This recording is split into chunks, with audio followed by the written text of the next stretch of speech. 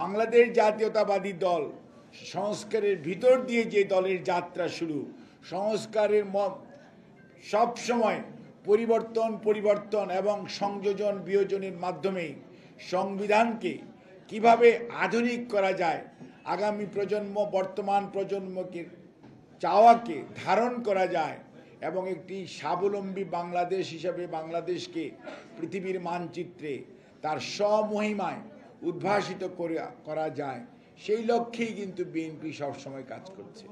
কাজেই আজকে যারা কথা বলছেন তাদেরকে সুনির্বন্ধ অনুরোধ করব, আপনারা ইতিহাস পড়ুন, ইতিহাস থেকে শিখুন এবং বিএনপির সাথে প্রতিযোগিতা থাকা ভালো, প্রতিহিংসা করবেন না। বিএনপিকে ধ্বংস করার জন্য অনেক ষড়যন্ত্র হয়েছে, অনেক ষড়যন্ত্র চলছে, কিন্তু বিএনপি তো জনগণের দল। এই দলের নেতা পালিয়ে যায় নাই, আত্মসমর্পণ করে নাই। এই দলের নেত্রী আপোষ করে নাই, জনগণের পাশে ছিল। এবং এই দলের নেতা ৮,০০০ কিলোমিটার দূরে বসেও সারা বাংলাদেশের মানুষকে কিভাবে গণতন্ত্রের জন্য, ভোটাধিকারের জন্য, দেশের মালিকানার জন্য ঐক্যবদ্ধ করা যায় সেটি করে দেখিয়েছেন এবং দেখাচ্ছেন। বিশ্বমানের থার্মিক্স রড, সালাম স্টিল থার্মিক্স, দেশের একমাত্র থার্মিক্স রড। কাজে বিএনপির কাছ থেকে আপনাদের শেখার আছে, বিএনপির সাথে অহেতুক প্রতিহিংসা পরায়ণ আচরণ করে কিচ্ছু লাভ হবে না। কারণ বিএনপি সেই দল যে দল সম্পর্কে এক নেত্রী বলেছিল ভোটে নাকি বিএনপি 10টি সিট পাবে। ভোটের রেজাল্টের পরে দেখা গেল সেই নেত্রীর অবস্থা খারাপ, বিএনপি বরঞ্চ জনগণের রায় নিয়ে দেশ পরিচালনার দায়িত্ব পেয়েছিল। আমি সেইটির কথা মনে থাকার কথা আপনাদের সবার। কাজেই বিএনপি নিয়ে অহেতুক আপনারা যে সমস্ত ষড়যন্ত্র করার চেষ্টা করছেন, দেশি বিদেশি ষড়যন্ত্র হচ্ছে, আমি ডক্টর মোহাম্মদ ইউনূস স্যারকে অত্যন্ত শ্রদ্ধার সঙ্গে স্মরণ করিয়ে দিতে চাই। স্যার, আপনি যখন নোবেল পুরস্কার পেয়েছিলেন, এই বাংলাদেশ জাতীয়তাবাদী দলের মরহুম তৎকালীন আমাদের মেয়র ছিলেন সাদেক হোসেন খোকা, এই সংসদ ভবনের দক্ষিণ প্লাজায় সিভিক রিসিপশন দিয়েছিল বাংলাদেশ জাতীয়তাবাদী দল এবং বিএনপি দল হিসাবে প্রতিনিধি দল পাঠিয়ে ওয়েলকাম জানিয়েছিল। আর অন্য দল কি আচরণ করেছিল আপনার মনে থাকার কথা।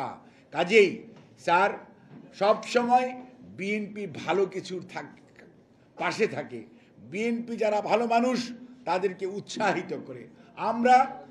আপনি যখন দায়িত্ব নেওয়ার প্রশ্ন এসছে, বিএনপি নেত্রী দেশনেত্রী বেগম খালেদা জিয়া, ভারপ্রাপ্ত চেয়ারম্যান জনাব তারেক রহমান, দল হিসাবে বাংলাদেশ জাতীয়তাবাদী দল সব সময় আপনার পাশে দাঁড়িয়েছে এবং সমর্থন অব্যাহত রাখার ঘোষণা দিয়েছে। আজও আপনার প্রতি আমাদের সমর্থন অব্যাহত আছে, কিন্তু আমাদের দাবি হচ্ছে যারা এই গণতন্ত্রের জন্য 17 বছর আন্দোলন করেছে, গণতন্ত্র তো ফেরত দিতে হবে। তো গণতন্ত্রের ফেরত পাওয়ার উপায়টি কি? জনগণকে তার অধিকার প্রয়োগ করার সুযোগ দেওয়া, আর সেটি হচ্ছে নির্বাচনের মাধ্যমে জনগণ তার অধিকার প্রয়োগ করবে। সে কথাটি বিএনপি বারবার স্মরণ করিয়ে দিচ্ছে। আপনারা একটা রোড ম্যাপ ঘোষণা করবেন, সেটি করতে কিন্তু আজকে 10 মাস চলে যাচ্ছে, আসছে না রোড ম্যাপ। আমরা বলেছি 17টি বৎসর যে অন্যায়, অত্যাচার, নির্যাতন বিশেষ করে জুলাই আগস্টে হয়েছে, সেইটির বিচারের কথা আমরা বলেছি।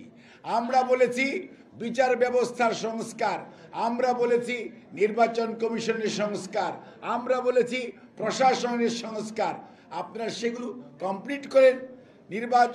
বিচার ব্যবস্থা অর্ধেকটা করে রেখে দিয়েছেন, নির্বাচন কমিশন সংস্কার করেছেন, প্রশাসনের মধ্যে আশেপাশে সামনে পিছনে সব পতিত পলায়নকৃত স্বৈরাচারের দোসরদেরকে নিয়ে বসে আছেন, যার জন্যই আজকে বিচারও হচ্ছে না, বিচার প্রলম্বিত হচ্ছে এবং সংস্কারও যেগুলো করার কথা তার জন্য জাতীয় ঐক্যমত তৈরি করতে পারছেন না।